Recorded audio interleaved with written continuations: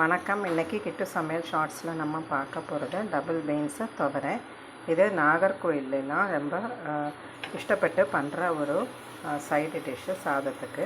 இந்த மாதிரி சின்ன சின்னதாக கட் பண்ணி நல்லா வதக்கணும். இது கூட வெங்காயம் போட்டு வதக்கலாம்.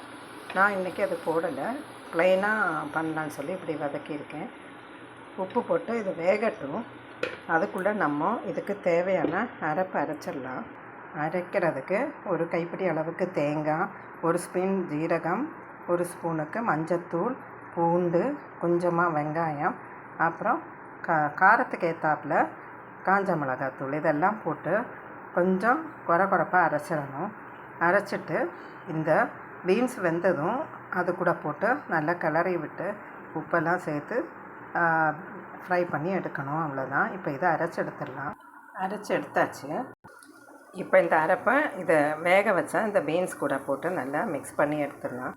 அவ்வளோதான் இந்த ரெசிபி. இந்த வீடியோ உங்களுக்கு பிடிச்சிருக்கும்னு நினைக்கிறேன். தேங்க்யூ.